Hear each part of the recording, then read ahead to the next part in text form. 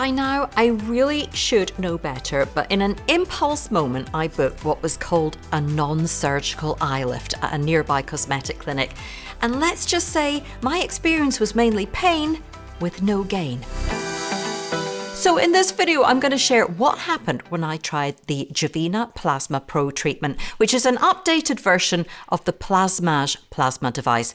And I'll include shots of me having the treatment, the recovery and before and after pictures. And then I'm going to tell you what I plan to do next. Because as someone with naturally very hooded eyelids, they've become my problem area as I age. Now into my 50s, I have to think about how far I'm willing to go, and this treatment has forced a decision.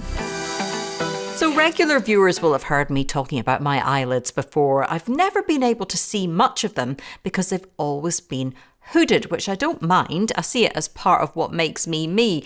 But as the years have passed and my skin started losing elasticity, they began to head south. Some of you might remember that in 2019, I had multiple Tixel sessions on my eyelids, which basically uses controlled heat to injure and shrink the skin. And I did see a difference in just one treatment of Tixel. So that was reasonably effective to start with. But even after I think it was 4 sessions, I didn't get results that were comparable to surgery. I just saw a bit of improvement. Since then, I've basically been maintaining those results just through my skincare routine and a couple of devices, which I'll link below. But back at the start of the year, I found myself Googling non-surgical eye lifts on a whim, really, after watching myself back on one of my interviews and being unable to take my eyes off my eyelids. So I have a bit of a habit of leaning forward into my laptop when I'm talking to guests on the channel, which just kind of accentuates the sagging. So that doesn't help me. That's something I probably should change. So I noticed a clinic just outside town and they were offering a plasma treatment for only £200, or that's around $250 for one session. Now there are clinics in Edinburgh itself where I live offering it for almost twice that much, and it can stretch higher in other parts of the UK. And the device that this clinic used is the Jovena PlasmaPro, which is a newer iteration of Plasmage, which you might have heard of before. And it basically delivers little shots of plasma energy, sometimes described as electrified gas. And these little bolts of energy create small injuries on the skin's surface, causing the skin to vaporize, contract, and produce more collagen in response to the injury, or that's the theory. So that's what should cause a lifting effect on the upper eyelid. And the Jovena PlasmaPro is considered to be an advance on Plasmage because you can vary the treatment now to firstly do singular zaps of energy on smaller areas or skin folds, and you can see that being done here. And then you can apply a kind of scattergun approach to cover the wider area for what should be a better result. So there is some clinical research around the underlying Plasmage technology, which shows that it can be helpful for improving mild to moderate upper eyelid sagging. And in one study comparing Plasmage with surgery in 10 patients, they reported equal satisfaction levels between the eyelid surgery and just one treatment of Plasmage, though on that smaller sample size, it's quite difficult to draw concrete conclusions. And if you're getting these treatments done as a volunteer in a study, you may be more likely to report being satisfied with any improvements. In a larger study involving 176 patients funded by the makers of Plasmage across multiple clinics, evaluating the device for drooping eyelids and using what appeared to be just one treatment, the average outcome was rated as much improved based on a global aesthetic improvement scale. The most significant improvements were seen in patients aged 41 to 50. I'm 52. And I was told that even with one treatment, I should be able to see an improvement as quickly as a month later, with best results showing up to 8 weeks after treatment. And to be fair, my practitioner was absolutely lovely, and she did say that some people need more than one treatment to get more of an obvious lift. But she also clearly believed that I would see a result in just one go. So with one treatment, I wasn't really expecting results equivalent of eyelid surgery or even close, but I was expecting to be able to see some kind of lift, some contraction of the skin. And if I had seen that, I'd have been much more likely to go for a follow-up treatment. But as much as I wanted to see it, I didn't. The treatment itself was quite painful. They apply a numbing cream first, and the initial passes weren't too bad, but it did then start feeling very hot and very nippy, and I was squirming for a lot of the treatment. Afterwards, it felt quite hot and uncomfortable for a few hours, and then the discomfort subsided, and by evening, it felt fine, although it did look a bit red. And there is quite a bit of downtime with this treatment because the scabs created by the plasma device will hang around for up to 7 days. And I had quite a lot of swelling for the first few days, which I took photos of to show. And after the swelling subsided, still for quite a few weeks, my eyelids looked a lot worse because the skin was dry and wrinkled and it hadn't been lifted. So by 8 weeks, my eyelids were very similar to where they were before, and that's where they remain.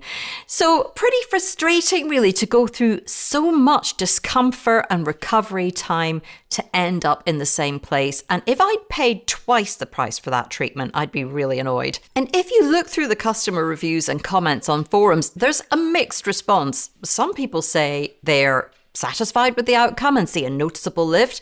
And then there are those like me who didn't see results, or maybe even thought plasma treatments left a little scarring or had caused pigmentation. Now, I was told this new device is more targeted, so that should be less of an issue. But aftercare is also very important with a treatment like this.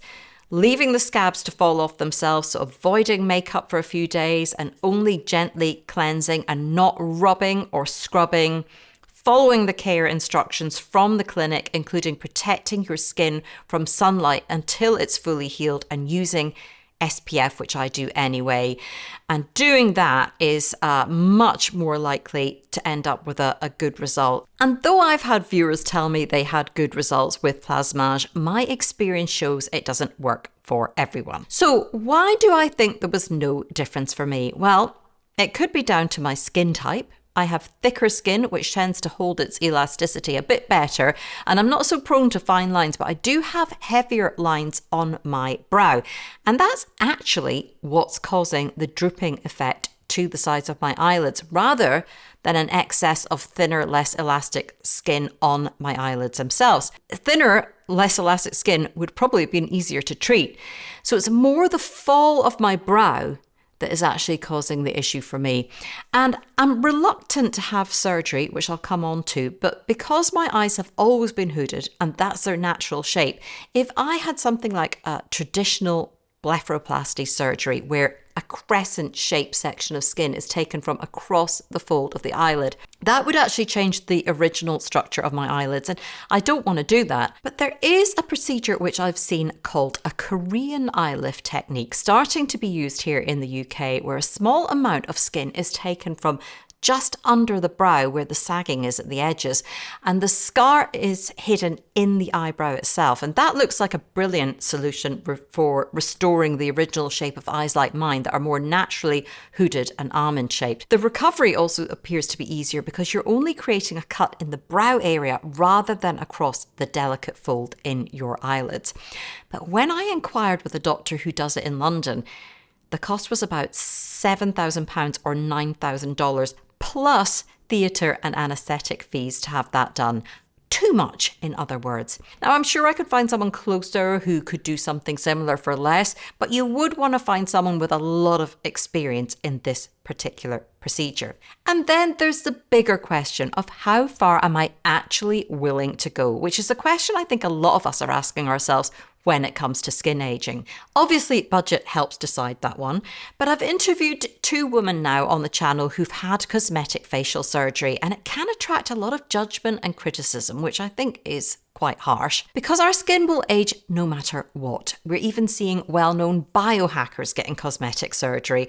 So there's no avoiding skin aging. You can only really try to slow it and to keep your skin well hydrated, healthy, and avoid sun damage. But if something is really getting you down and you have the money to change it, then why not? For me, I also wrestle with the whole concept of what it really means to age well, which is what I explore on this channel. And that does differ from person to person. Do I think that sometimes I focus too much on the signs of aging on my skin and that that's unhealthy?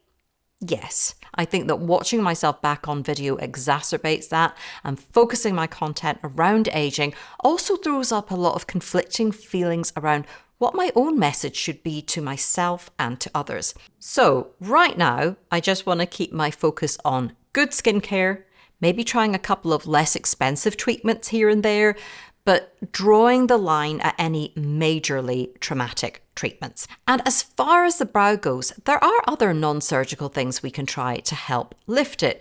I used to use a retinoid about 3 times a week to avoid drying my skin.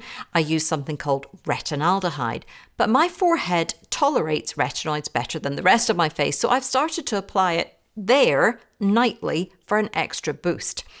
You can also have something like a CO2 laser treatment on the brow to try to get just a small amount of tightening. Now, laser treatments are best for treating things like sun damage, but they can dramatically improve wrinkles too, including heavier wrinkles, though not to the extent of a surgical brow lift. Laser also causes a lot of redness, discomfort, and some swelling and peeling, so it's probably something I'd rather avoid for now too. Some people swear by Botox for a lift. I've tried Botox and it is so practitioner dependent as to whether that can provide a visible lift. And in my case, I've never really seen much of a difference regardless of who I've gone to. So success likely varies by patient too. I last had Botox a year ago now, and I've been using the Nira laser device on my brows since then and in between my eyebrows. And although I don't think it's tightened my skin, it has a slightly smoothing effect on wrinkles, including my frown lines. So I'm not feeling the need to go and get Botox done again right now. Also, for a brow lift, you can try thread lifts, or you could try something like Morpheus 8, which is a radio frequency microneedling. These treatments have their fans, but also have their downsides, which I've discussed on this channel before. So I'll likely avoid them, but that's just me. I had a couple of microneedling facials at a clinic last year, and I think that's a great idea, but you've got to keep it up, which I didn't do because of lack of time. The same goes for at home. I think I could be using microneedling more. I have found it beneficial when I've done it for short bursts using something like the Cure system for simplicity, but consistency is absolutely key, as is just making the time for it. So I tend to use things like microcurrent and red light that are quick and simple to fit in with my routine. Another option is that some cosmetic injectors will put a little filler in around the brow area. Now, there's a lot of veins in that area, so you need a medical practitioner who really knows what they're doing for anything like that. Fat transfers can sometimes be done there as well. And I would consider a little filler in the brow area with the right practitioner. In fact, there's a doctor near me and we've become quite friendly through our exchanges on Instagram. So I'm going to talk to her about this as an option and maybe even record something for the channel around that. And my goal really is to be able to slow skin aging, make subtle tweaks through less drastic options, look and feel vibrant for longer, but accept that I will look different at 60 to how I look at 52, and that's okay. How we age physically has got to be the priority. Regular viewers will know that I've been putting more focus on building muscle these days because it has multiple benefits way beyond keeping us strong and mobile, which is important in itself, of course, but it also has health benefits like regulating blood sugar and boosting immunity. And I think that feeling of getting stronger has taken a bit of focus off my face, and that's a good thing. It hands more control back to us around how we age, and it doesn't have to cost much to get strong. And so it is a message you'll hear from me because it's the best and it's the fairest advice I can give around aging well and looking and feeling good for longer. So there it is, my experience of a non-surgical eye lift without a lift. And that kind of triggered a whole conversation with myself around how far I really want to take this. So I do want to hear your thoughts and experiences on this. Have any of you tried a non-surgical eye lift that worked? Well, do share it with us below because we learn best from each other. And what's your approach to skin aging? Where do you stand on what you think the right way to age is? I'm going to link below to a couple of related episodes I think you'll be interested in, along with a link you can use to sign up to my free monthly newsletter where I round up all my latest content on YouTube and on my website honest.scot, so you don't miss anything from me. And if you haven't already subscribed, I hope you'll consider doing that today because it will help you spot my latest episodes. But for now, thank you so much for being here today.